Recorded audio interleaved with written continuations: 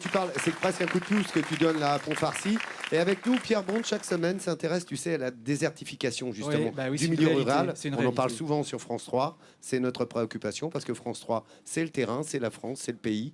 Et Pierre, toi, tu es là et souvent, tu essaies de donner un coup de pouce Bah oui, à parce que- certains dans les petites villes, les petits villages que tu connais si bien. Hein. Oui, comme le dit Francis, pour les petites communes, c'est de plus en plus difficile de maintenir C'est leur très dur. commerce de proximité face à la concurrence des grandes surfaces.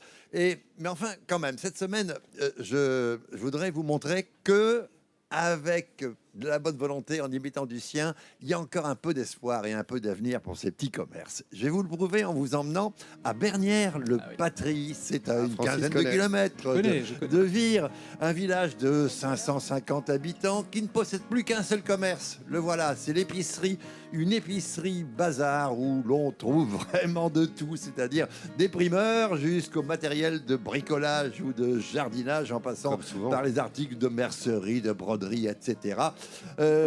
L'épicerie fait aussi Ok. point poste depuis la fermeture du bureau local. Elle fait également maison de la presse, dépôt de pain, etc. Et après 39 ans passés au service de sa clientèle, eh bien, Liliane, l'épicière, cherchait depuis 2 ans quelqu'un qui veuille bien reprendre ce petit commerce. Et Miracle. enfin, il y a un mois, elle a trouvé le repreneur, une jeune femme de 40 ans que vous avez aperçue. Voilà, nous avons trouvé Astrid et c'est avec plaisir que nous l'accueillons aujourd'hui et à la fin de l'année, nous lui donnerons tous les pouvoirs. Et qu'est-ce que vous avez envie de dire à Astrid ? Eh ben, que je lui souhaite ce que j'ai vécu moi pendant 39 ans. Parce que c'est très agréable et aujourd'hui, si j'étais encore jeune, je continuerai. Astrid, vous n'avez pas peur de reprendre un petit commerce comme ça dans un village de 500 habitants ? Je me suis posé des questions au départ, c'est vrai, mais j'ai bien analysé l'affaire de Madame Lecoq, qui, ma foi, est saine, et donc le chiffre d'affaires aussi n'est pas négligeable. Combien ? Alors, 170 000 € environ. Après, on verra, mais je vais toucher, on va dire, du bois. Et voilà.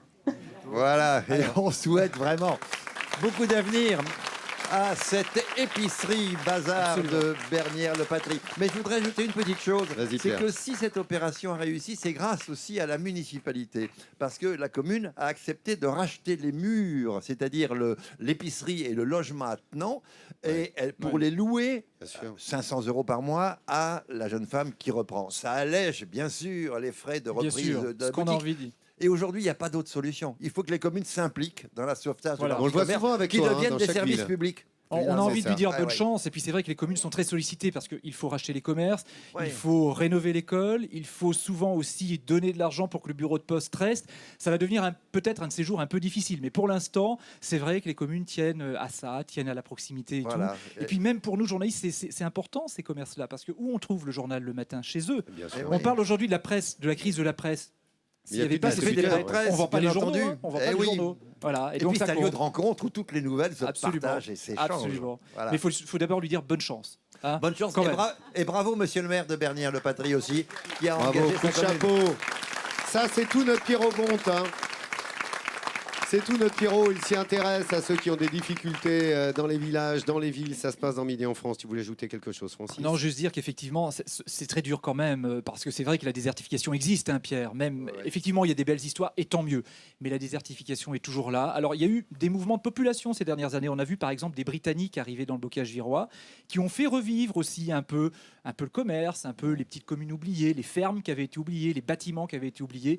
Il y a eu cette espèce de revival, puisque ce sont des Britanniques, qui ont permis au bocage de sortir un petit peu de son isolement. Mais il faudrait pas que ça retombe, ce souffle. Et non, et Voilà, puis il faut c'est pour ça surtout qu'on le soutient dans Midi en garder France. l'identité paysanne de ces Surtout. villages et donc Surtout. sauver l'agriculture, la petite agriculture pour Paysanne. garder Le mot est juste. un lien social et un tissu social et agricole. Eh ben, Absolument. tu t'en occupes avec Midi en France. Bravo, C'est ça, Pierre. ouais. C'est ça, Midi en France.